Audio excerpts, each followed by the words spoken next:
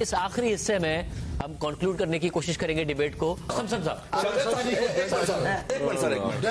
وقت کیونکہ بجٹ آ رہا ہے سر, جی ایس ٹی ہمارے ان پٹس کے اوپر لگا ہے, اگر 18% جی ایس ٹی لگتا ہے اس کا امپیکٹ رہے گا 26% کا. سر یہ زراعت افورڈ نہیں کر سکتی. پیسٹیسائڈ میں آپ کا پاس ہے, اس کے اوپر پیسٹیسائڈ کا سپرے ہونا ہے. پہلے ہی ایک سپرے, ایک وائٹ فلائی کا سپرے, ایک سپرے 5,500 کا, 4 سپرے ہمیں منیمم کرنے پڑتے ہیں وائٹ فلائی کے. میں ایک پیسٹ کی بات کر رہا ہوں.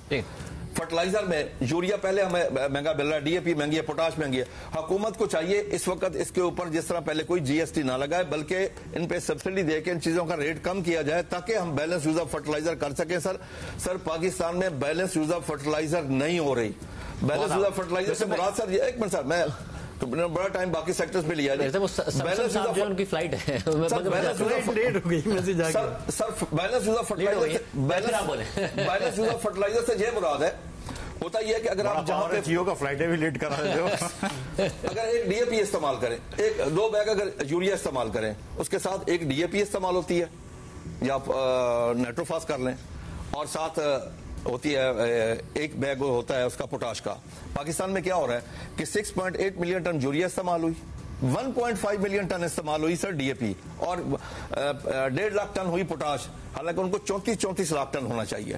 اسی لیے ہماری پر ایکڑ پیداوار کم ہے, کیونکہ ہماری کاسٹ آف پروڈکشن کو کوئی ایڈریس ہی نہیں کرتا, اس کے بیٹھ کے کوئی سوچتا نہیں.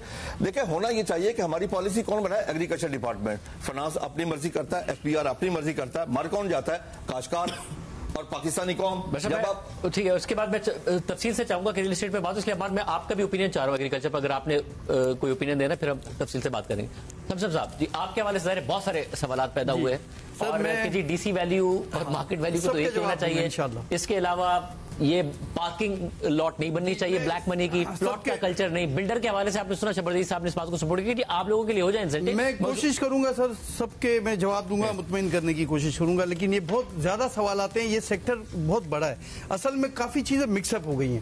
یہ سندھ کا پراپرٹی ٹیکس مکس اپ ہو گیا انکم ٹیکس میں جا کے, یہ پلاٹ مکس اپ ہو گیا ورٹیکل تعمیرات میں جا کے, یہ جو بے گھر لوگ ہیں 1 کروڑ یہ مکس اپ ہو گئے اس ٹیکس کے نیٹ میں آنے کے لیے. یہ بات بھی مکس اپ ہو گئی کہ جو پہلا گھر لینے جا رہا ہے اس کو ہم کہہ رہے ہیں کہ 50 لاکھ کی بجائے 1 کروڑ کریں گے. بھائی پہلا گھر تو اگر آپ افورڈ نہیں کر سکتے, آپ پاکستانی ہیں یا کسی بھی ملک کے شہری ہیں, تو حکومت وقت کی ذمہ داری ہے کہ وہ آپ کو سپورٹ کرے کہ کسی طرح سے آپ پورٹ فولیو اٹھائیں, پوری دنیا کا, یورپ کا پورٹ فولیو اٹھائیں, امریکہ کا اٹھائیں, کہ وہ کتنے کم مارجن پہ, یعنی آپ کا جو کوئی رینٹل انکم ہوتی ہے اس پہ وہ آپ کو گھر پرووائڈ کرنے کے لیے, وہ بینکنگ سیکٹر اسپیشلی اس کو وہ پرووائڈ کرتے ہیں عام کمرشل بینکوں کو, کہ لوگوں کو ترغیب دیں کہ وہ اپنا گھر بنائیں, اور تھوڑی سے اس پہ جو رینٹل وہ پے کرتے ہوں گے وہ رینٹل اس کی انسٹالمنٹ کی مد میں ہمیں ریفنڈ کر دیں. یہ ہوتی ہے حکومت کی پالیسی.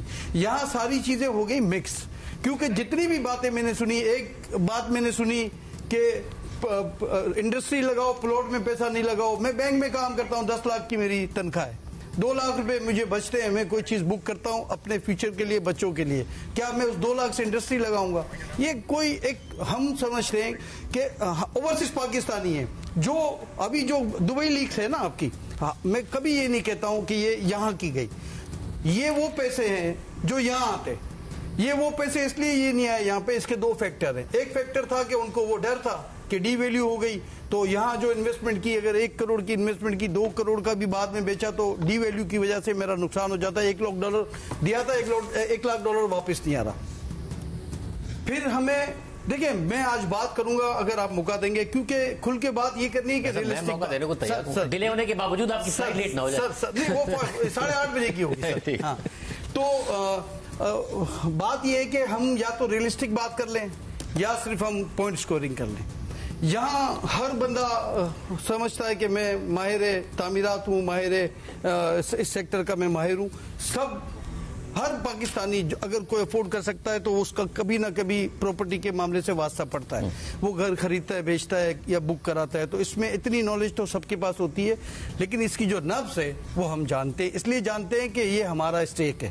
ہم کیوں ہمیشہ اس بات پہ کہتے ہیں کہ جس معاشرے میں, جس ملک میں رہتا ہوں, اس ملک میں کوئی سیکیورٹی نہیں ہے, کوئی میری فیملی کی, میرے بچوں کی سیکیورٹی نہیں ہے, سوائے اس کے کہ اگر میں اس قابل ہوں آج کہ میں کچھ پیسے سیو کر سکتا ہوں تو میں جا کے ریئل اسٹیٹ سیکٹر میں کہیں نہ کہیں میں کوئی بکنگ کراتا ہوں. آج سے 30 سال پہلے، 20 سال پہلے، 15 سال پہلے اگر کوئی 5 سال کی انسٹالمنٹ پہ کوئی پراپرٹی میں نے لی تھی نا، تو آج آپ خود اپنے گھر کی ویلیوشن کر لیں 15 سال پہلے کی اور آج کی، تو وہ 3 کروڑ روپے پلس وہ جا چکی ہوگی اگر 30 لاکھ روپے کی آپ نے وہ لی تھی. یہ ایک کامن سینیریو ہے، اس میں کوئی پارکنگ نہیں ہے. ٹھیک ہے، کچھ پارکنگ کے نام پہ جو ایک مائنڈ سیٹ ہے جو گھما رہا ہے کہ بھگانا ہے پراپرٹی سیکٹر کو، اب اس نے اب وہ آج اس قابل نہیں ہے کہ وہ آپ کو جو ہے اس کا گھر ہے، لیکن اس کے پاس یہ سیونگ ہے کہ اس کے بچوں کی شادیاں ہو جائیں گی، بچے پڑھ جائیں گے، کل کو میں اس قابل نہ رہا. تو آج اس کو آپ 7 ہی آپ نے لگایا. ریوائیول کے لیے 3 بار DHA ہمارے پاس آئے، انہوں نے کہا کہ کچھ ہمارے ساتھ مدد کریں. اتنی بڑی اسکیمز ہماری اناؤنس ہو چکی ہیں، ریوائیول کر دیں کہ یہ پلاٹنگ کا جو کام ہے یہ رک گیا ہے. کیونکہ ٹوٹل آپ کی ریمیٹنس، آج ریمیٹنس کی بھی کلیئر بات کر لیتے ہیں، کیونکہ ہر بار ایکسپورٹ کچھ بھیجتے ہیں تو پیسے دیتا ہے. میں کچھ بھیجتا نہیں ہوں، نہ پاکستان سے باہر جاتا ہے. مجھے آپ کی ریمیٹنس کا 40% میرے سیکٹر میں آتا ہے، چاہے وہ بینکنگ چینل سے آتا ہو، چاہے وہ کسی بھی چینل سے آتا ہو، 40%. اور اب وہ پیسہ جا کے رکنے لگا ہے دبئی میں، اس لیے کہ ان کو اپرچونٹی وہاں ملنے لگی ہے. اس لیے یہاں نہیں ملتی کہ 7E کے نام پہ ہم نے وہ تھریڈ کیا اب ہماری انڈسٹری کو، کہ ہم نے کیا کیا کہ اس سیکٹر میں جو میں نے کہا کہ ہم جوائنٹ فیملی سسٹم میں رہتے ہیں. آپ وہ تمام پراپرٹیز کا ڈیٹا نکالیں، نادرا کو پوچھیں کہ یہ زیادہ تر وہ پراپرٹیز ہیں جو FATF کے نام پہ پہلے آپ نے ڈکلیئر کرائیں. آپ نے کہا آپ یہ ڈکلیئر کریں، اگر ڈکلیئر نہیں کریں گے تو ہم آپ کو بے نامی پراپرٹی میں لے جائیں گے. لیکن یہ جینین پراپرٹیز تھیں. ہمارے معاشرہ جوائنٹ فیملی سسٹم تھا اس کلچر کی کہ وہ ماں، بہن اور بیٹیوں کے نام پہ ہیں. ان کی پراپرٹیز کو آج چیک کریں گے تو آج وہ بندہ تو حیات نہیں ہے، لیکن اس کی بچیاں اس کی حیات ہیں، اس کی بیوی زندہ ہے. وہ کہتی ہے کہ وکیل کہتا ہے کہ تمہارا 4 کروڑ روپے کا آ رہا ہے. FBR ویلیو کی ابھی میں بات کر رہا ہوں. کیا FBR کی جو ویلیو ہے وہ 4 کروڑ روپے بتا رہی ہے تمہاری پراپرٹی کی، تو تم کو 4 لاکھ روپے کا رینٹل انکم ازیوم کر کے ٹیکس دینا ہے. یہ کہاں کا انصاف ہے؟ وہ مجھ سے کہتی ہے، آباد میں آ کے کہتی ہے مجھ سے کہ تم FBR والوں سے ملتے ہو، ان سے کہو 10 گز پلاٹ لے لے مجھ سے ہر سال، ہمارے پاس بجلی کے بل کے پیسے نہیں ہیں. تو آپ کو سوچنا چاہیے. دیکھیں سوشل ایشوز ہیں. یہ کہہ دینا 4 آدمیوں کو، 6 آدمیوں کو اس طرح سے کہہ دینا کہ جی پارک ہو گیا. دیکھیں ہم 4000 گز کے سوئمنگ پول والے بنگلے نہیں بناتے. ہم کہتے ہیں کہ ہم آؤٹسکرٹس میں، ہمارا تو یہ مطالبہ ہے. جیسے ابھی بات ہو رہی تھی ہماری اسکیمز کی، میں کلیئر ایک میسج یہ دینا اس لیے چاہتا ہوں کہ ہم نے اس وقت بھی اس اسکیم کو اس لیے سپورٹ کیا تھا کہ ہمیں یہ کنونس کیا گیا تھا کہ آپ اس سیکٹر میں پیسے کو آنے دیں. اس سیکٹر میں پیسہ آئے گا، لوکل انڈسٹری چلے گی، ایکٹیویٹی جنریٹ ہوگی، لوگوں کو روزگار ملے گا. کیونکہ یوتھ کو اگر آپ یوٹیلائز کریں گے تو یہ اپرچونٹی ہے. یوتھ کو آپ اگر چھوڑ دیں گے، مگر جو آپ نے پوائنٹ دیا نا اس پہ سے مسٹر صاحب کیا ایڈ کر رہے ہیں، میرے ذہن سے نکل جائے گی بات. میں ریکویسٹ کرتا ہوں سر، میرے سیکوینس نکل جائے. یہ سب میرے بھائی ہیں، بڑے بھائی ہیں سر. تو اس یوتھ کو اگر آپ یوٹیلائز نہیں کریں گے تو یہ تھریٹ ہے. اور اگر آپ ہم اس کو یوٹیلائز کریں گے، جیسے ہم 20 سال پہلے کہتے تھے، ہم خود کہتے تھے کہ یہ جو IT سیکٹر میں جتنا کام ہو رہا ہے ان کو چھوڑ دو، ان کو ڈیوٹی فری کر دو، بلکہ انسینٹیو دو کہ لوگ انسٹیٹیوٹ بنے اور لوگ اس سیکٹر میں چلے جائیں، یہ بچے آگے بڑھ جائیں گے، خود ڈالر کما لیں گے.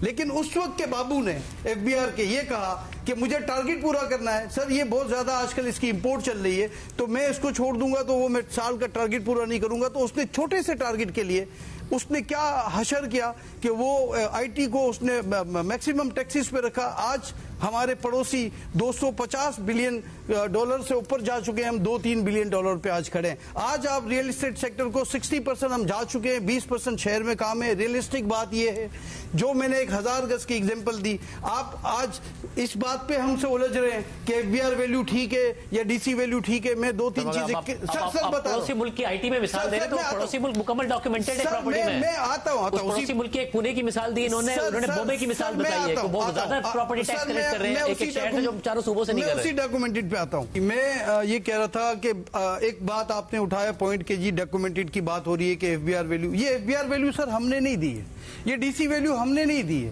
ہم نے صرف یہ کہا کہ اگر آپ 100 روپے کی چیز کو 1000 روپے کرنے جا رہے ہیں تو یہ جو ڈفرینس ہے نا، جب سیل ہوتا ہے تو 1000 روپے کی وائٹ منی چاہیے ہوتی ہے، یہ سمجھتے ہیں FBR کے لوگ. اس کے لیے ایک ٹائم فریم دے کہ ایک ایک سال اس کو بڑھاتے رہے اور 100% آپ میچ کر دیں.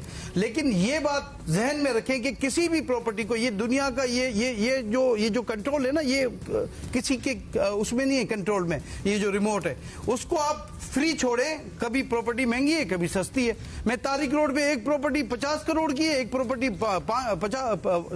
5 کروڑ کی ہے تو وہ آپ فری چھوڑیں اور وہی جیسے انہوں نے بات کی کہ مارکیٹ ویلیو پہ آپشن ہونا چاہیے کہ اگر ہم نے انڈر ویلیو کی ہے تو ایف بی آر کا آپشن ہے کہ وہ بائی کر لے بھائی اگر لگتا ہے تو یہ کبھی ہمارا ایشو رہا نہیں ہے نہ ہم کبھی اس پہ الجھتے ہیں ہم جو بات کر رہے ہیں کہ یہ جو میسج جا رہا ہے نا یہ میسج پاکستانیوں کو آپ ڈرا رہے ہیں آپ وہ جو اوورسیز پاکستانی ہیں ان کو ڈرا رہے ہیں وہ انویسٹمنٹ وہاں ہولڈ ہوتی جا رہی ہے آپ آج $11 ارب تو وہ ہے جو اس کو ملی ہے ہو سکتا ہے کہ 11 کے پلس 11 وہ ہو جو اس کو نہ پتا ہو میں یہ کہنا چاہتا ہوں کہ آپ یہ فیصلہ کر لیں سمپل بات ہے یہ جو باتیں ہیں نا یہ باتیں ہم سنتے ہیں سب ہمارے بھائی ہیں آپ ریئلسٹک بات کریں گے آج ڈی ایچ اے اس لیے بیٹھ گیا کہ 7E کے نام پہ لوگ بھاگ گئے آج آپ پھر یہ باتیں کر رہے ہیں کہ 1 کروڑ سے زیادہ کا ہوگا اس پہ ٹیکس لیں گے بھائی کیوں ٹیکس لیں گے آپ اس سے پوچھیں یہ پہلا گھر ہے تمہارا ہم تمہیں کیا سبسیڈائز کرتے ہیں ہم تمہاری کیا مدد کرتے ہیں پہلے گھر کی ہم بات کریں دوسری بات ٹھیک ہے اس کے بعد اگر کوئی وہ انویسٹمنٹ کرتا ہے تو جو آپ کا جو ٹیکس کا طریقہ کار ہے دوسرے گھر پر تو آپ کو اعتراض نہیں ہے تو دنیا بھر میں ہو رہا ہے تاکہ پراپرٹی کی ویلیویشن سر کبھی اعتراض نہیں ہے ہمیں ایک منٹ سر میں سر پلیز بولیے ہمیشہ میں ہمارے مفتاح بھائی کی باتیں سنتا ہوں 7E کو ڈیفینڈ کرتے ہیں اور میرے خیال سے انہی کے دور میں لگا تھا تو یہ گفٹ انہوں نے دیا تھا ہمیں اور میں کب لگا تھا یہ ان کا گفٹ ہے 22 میں آپ نے 2022 میں لگایا تھا جی آپ 7E کو بنیاد بنا کر کہہ رہے ہیں دبئی میں اتنا پیسہ چلا گیا دبئی کا تو پراپرٹی کا ڈیٹا ہی 2022 تک کا ہے سر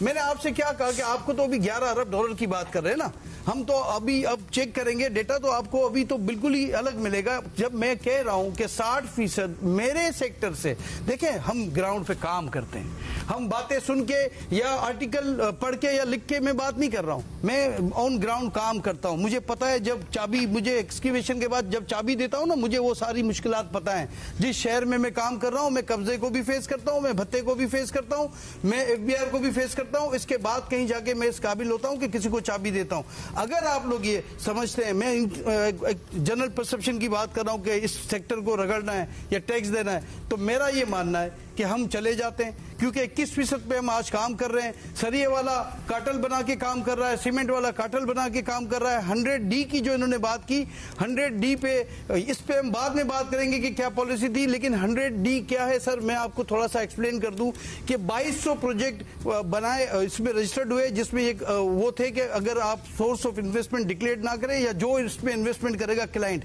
ان سے یہ بات نہیں پوچھی جائے گی اور اس کو ٹائم دیا گیا کہ 2 سال میں گرے اسٹرکچر اس کو کمپلیٹ کرنا ہے 2 سال میں گرے اسٹرکچر میرا نہیں حکومت کے سارے منصوبے اٹھا لیں وہ سارے کے سارے ہولڈ ہو گئے فیل ہو گئے ابھی انہوں نے تو اپنے جو 100 ارب کا جو پروجیکٹ تھا 500 ارب پہ کر دیا ہم تو اسی ریٹ میں آج بھی بنا کے دینے کے لیے تیار ہیں سوائے چند پروجیکٹ کے ہم ان کو دے رہے ہیں ڈیلیور کر رہے ہیں لیکن ڈیلے ہے ہم نے یہ ریکویسٹ کی ایف بی آر سے کہ یہ جو حالات ہیں پوری دنیا میں یہ حالات ہیں ہمارا ڈالر بڑھ گیا اچانک سے آپ ہمیں 2 سال کا ایکسٹینشن دے دیں ہم اس کو پورا کرتے ہیں اور سب سے مزے کی بات یہ ہے کہ اس گرے اسٹرکچر کی جو ویریفیکیشن کا سسٹم تھا کہ جو گرے اسٹرکچر ایف بی آر میں جائے گا اور ویریفیکیشن ہوگا اس کو نیسپا کو سرٹیفکیٹ کرنا تھا پی سی کو سرٹیفکیٹ کرنا تھا وہ آج تک سرٹیفکیٹ دینے کے لیے ہمیں تیار نہیں وہ کہتے ہیں ہمارے پاس کوئی فارمولا نہیں ہے تو اگر ہم سمپل بات کرتے ہیں کہ آپ اگر سمجھتے ہیں کہ 7E لگا کے آپ ہمیں بھگا دیں گے آپ یہ کہہ کے بھگا دیں گے کہ ہم ٹیکس جب ہم کہہ رہے ہیں کہ ہم سارے ٹیکس پے کر رہے ہیں ہم ہر سال کوئی نہ کوئی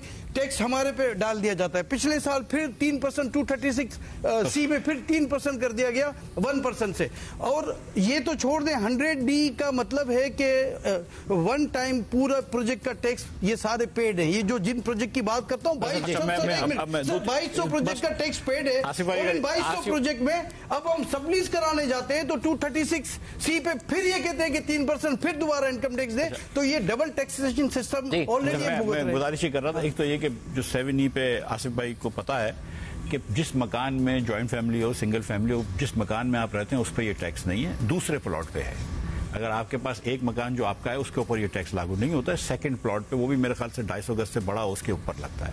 تو یہ کہنا کہ کسی بیوہ کے پاس 4 کروڑ روپے کا پلاٹ ہے جس گھر میں رہتی ہے اس کے اوپر ٹیکس نہیں ہے. اگر اس بیوہ کے پاس اتنے پیسے ہیں کہ وہ ایک گھر میں خرید کے رہتی ہیں اور دوسرا گھر انہوں نے رکھا ہوا ہے تو اس کے اوپر ٹیکس ہے. تو یہ بالکل بات درست ہے. میں یہ جو انہوں نے بات کی دبئی کی، دیکھیں دبئی میں جو بھی $11 بلین ملے ہیں اس میں بہت سارے پیسے جو ہیں وہ پاکستانیوں کے ہیں، وہ پراپرٹی ان پاکستانیوں کے جو دبئی میں آلریڈی رہتے ہیں.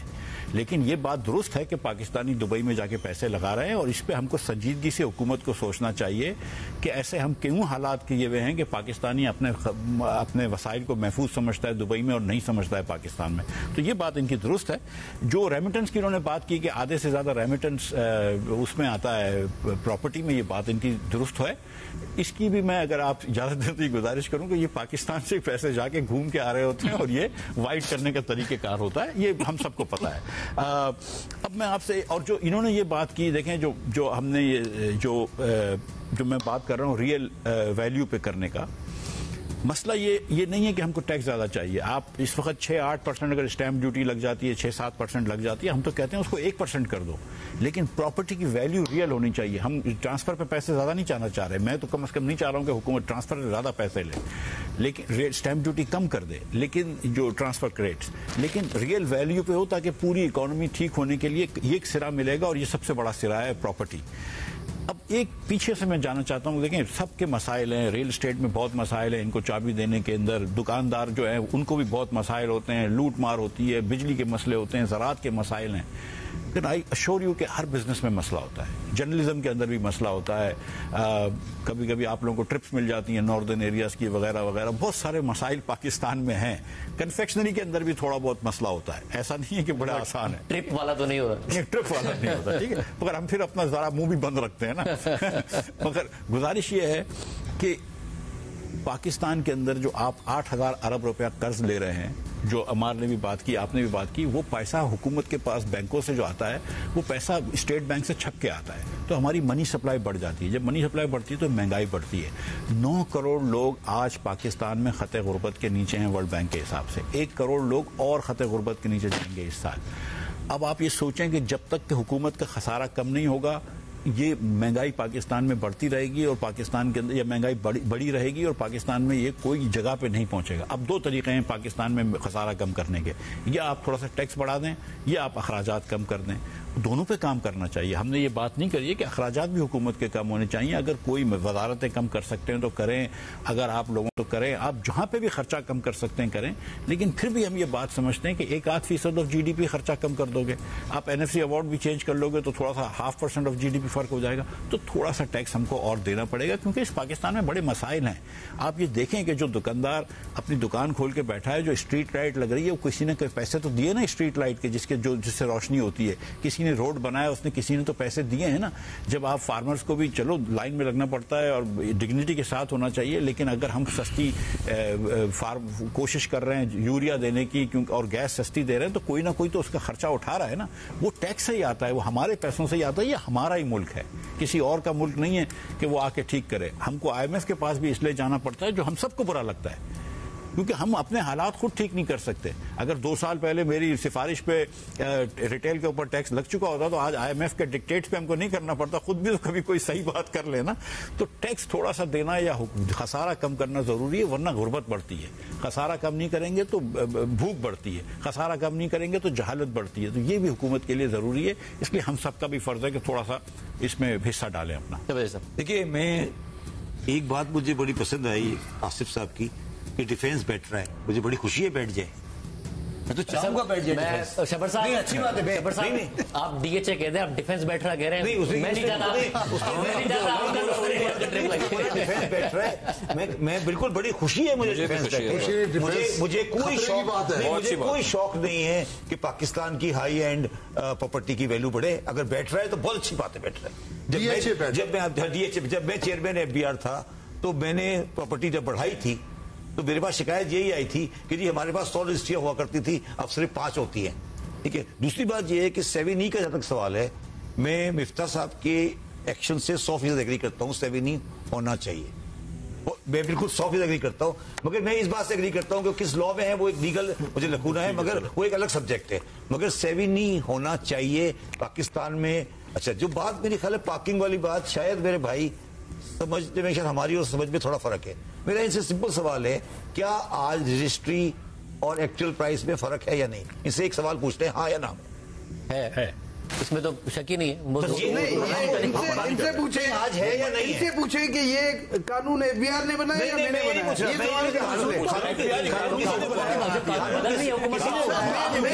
نے بنایا؟ کسی نے بھی بنایا ہو, آج حکومت ہی بنا ہے قانون. تو یہ حکومت سے پوچھے, میرے سے کیوں پوچھے گی؟ تبدیل کر رہی ہے تو آپ ریزسٹ کریں کہ حکومت تبدیل, آپ کی بات سے ایگری کر رہا ہوں نا. اس نے اپنی سیونگ کی ہے. دیکھیں, اس نے اپنی سیونگ کی ہے. اس سیونگ کی میں نے آپ کو اماؤنٹ بھی بتائی کہ 2.5 کروڑ سے زیادہ کی اماؤنٹ پہ یہ چارج کرتے ہیں 1% کے حساب سے, جو ان کا فارمولا تھا. میں ان کی بات سے صرف ایک بات, سر ایک منٹ پوری ایک بات کرنا چاہتا ہوں. ایک منٹ سن لیں پھر جواب دیجیے. جی مجھے یہ بتائیے کہ پرانے والے ڈیفنس کا فیز 7 کب بنا تھا, اور اس فیز 7 کے پلاٹوں میں کس طرح کا جوا کہہ لیں یا ٹریڈنگ ہو رہی تھی, جس پہ لوگ فائلیں بیچتے تھے, پلاٹ بیچتے تھے, خریدتے. میرا یہ سوال ہے ان سے کہ پاکستان میں نان یوٹیلائزیشن چارجز کیوں نہیں ہوتے پراپر؟ آپ یہ کہیں کہ جو اسکیم اناؤنس ہوئی, اگر یہ 1 سال کے اندر ڈیولپ نہیں ہوئی, پلاٹ واپس. یہ غلط بندے سے غلط سوال پوچھ رہے ہیں. ہم کنسٹرکشن سیکٹر کے لوگ ہیں, ہم یہ ریل اسٹیٹ ایجنٹ نہیں ہے, نہ ہمارا یہ بزنس ہے.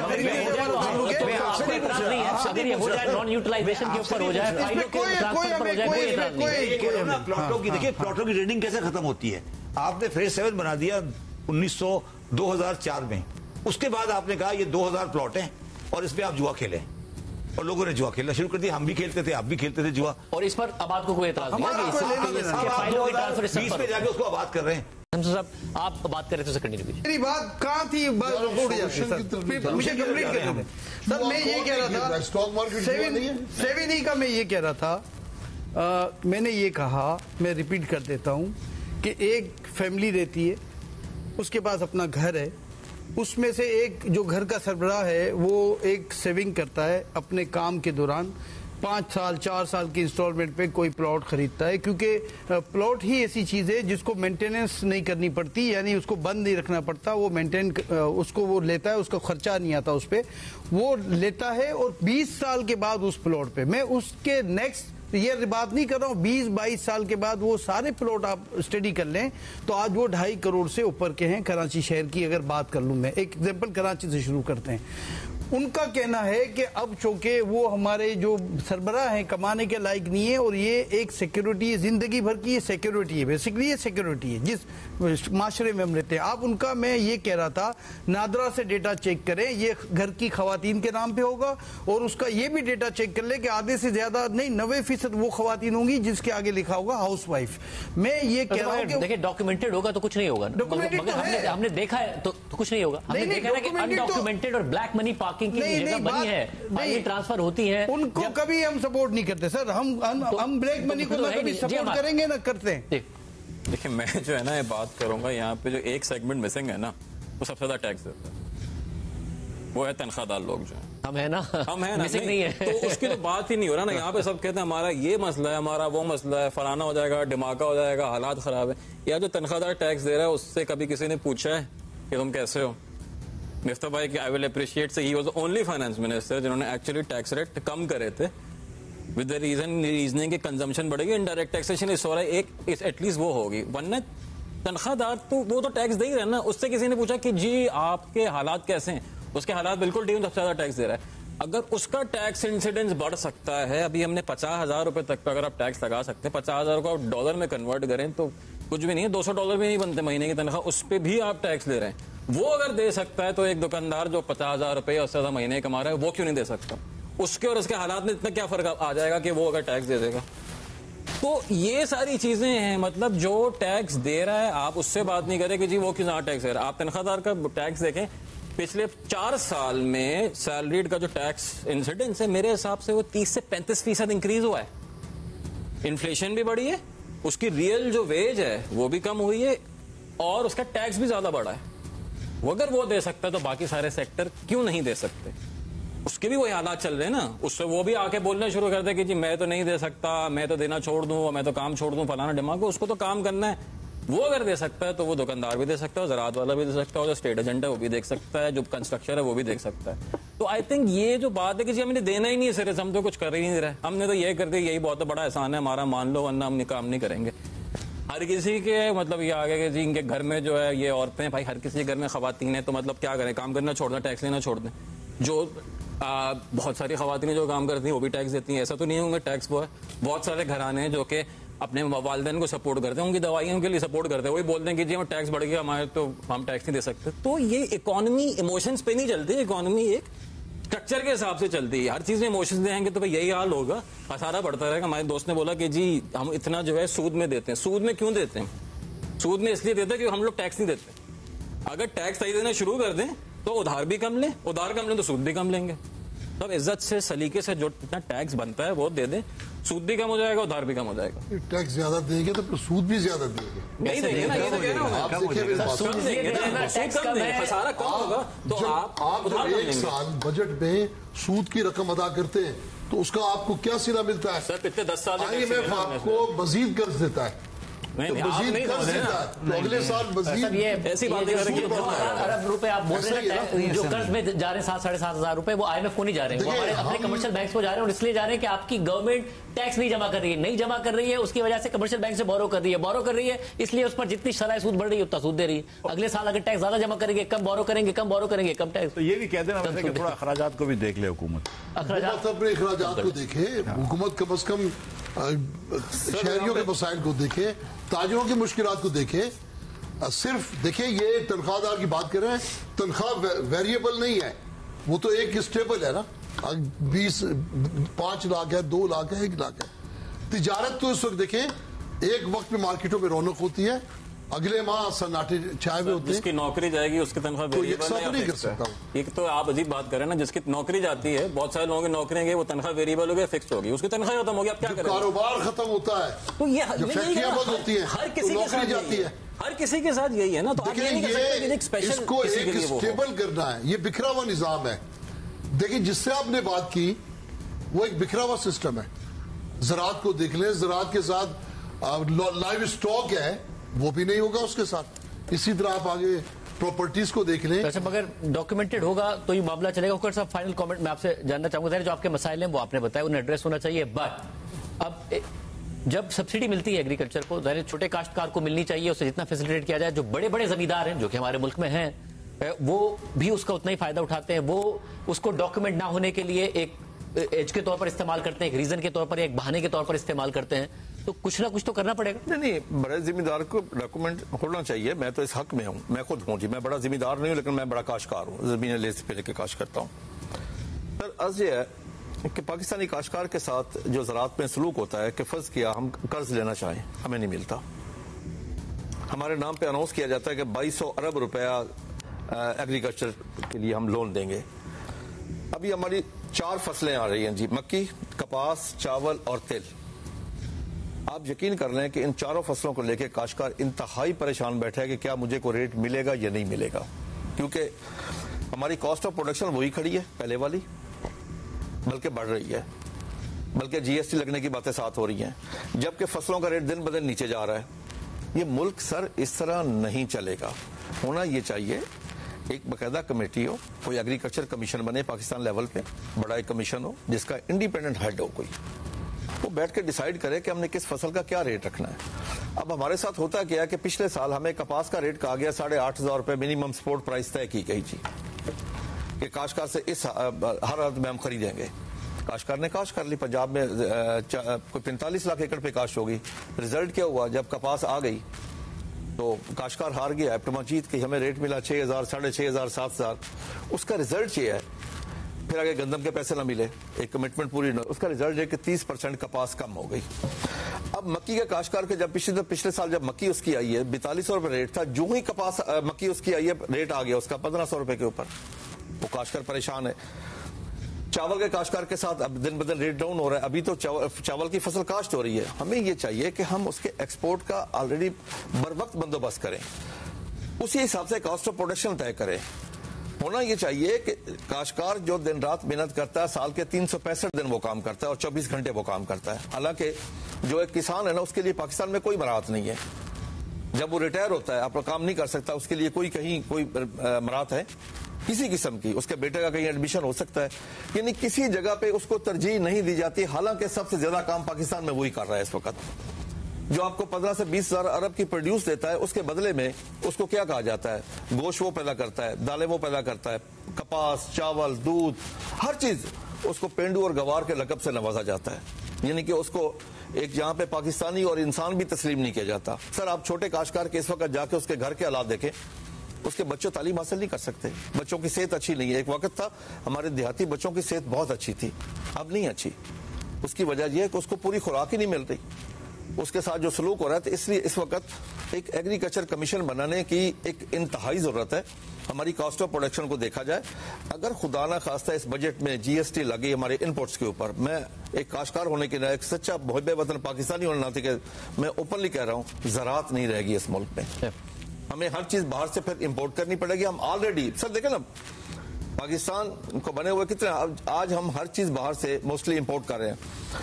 ہم جو چیزیں ایکسپورٹ کر رہے ہیں, فرض کیا ہم فروٹ اور سبزی ہماری ایکسپورٹ ہوتی ہے $700 ملین کی ہو رہی ہے, ہم اس کو ایک سال میں ڈبل کر سکتے ہیں. صرف کاشتکار کو مراد دینے کی ضرورت ہے. سر ہم نے 92 میں اگر 1 کروڑ 28 لاکھ بیل تھی, آج ہماری 2 کروڑ بیل ہوتی, ہمیں کہیں بھی کشکول لے کے جانے کی ضرورت نہیں تھی. 1 ملین بیل سے مراد ہے $1 بلین. سر ہمیں کہیں بھی ضرورت نہیں تھی. کیا کس نے, اس بیوروکریسی نے تباہی پھیر دی, ریسرچ کے اوپر انویسٹمنٹ نہیں کی. سر آپ سن کے حیران ہوں گے کہ central cotton research institute Multan جو پاکستان کا سب سے بڑا ہے, ان کو 2 سال تنخواہ نہیں ملتی. یہ ہماری پرائرٹی ہے ریسرچ کی. بہت سارے اہم معاملات ہیں. سر آخری ریکویسٹ, اس وقت کاشتکار 2-3 چیزوں میں بہت پریشان ہے. آپ کے پروگرام کے توسط سے میں حکومت کو پیغام دینا چاہتا ہوں. ایک تو یوریا کا ریٹ 3500 سے اوپر لے کے نہ جائیں, خدا کے لیے اس کو 3500 پہ رکھے اور اس کی اویلیبلٹی کرے. بجلی کا ریٹ ہمارا 60 سے 65 روپے یونٹ ہو چکا ہے. سر 3-4 سالوں میں کہاں 5 روپے 35 پیسے تھا اور کہاں 60 پیسے. کاشتکار افورڈ نہیں کر سکتا. یہ زراعت کے اوپر یہ برڈن ہے جی. اس کو ایک مناسب ریٹ ہونا چاہیے, بیٹھ کے طے کرنا چاہیے, کاسٹ آف پروڈکشن دیکھنی چاہیے کہ کاشتکار, اچھا ڈیزل ہو گیا 300 روپے لیٹر, کاشتکار کہاں افورڈ کر سکتا ہے. ڈی اے پی 14,000 روپے کاشتکار کہاں افورڈ سکتا ہے. یوریا ملی 5-5.5 کاشتکار کہاں افورڈ کر سکتا ہے.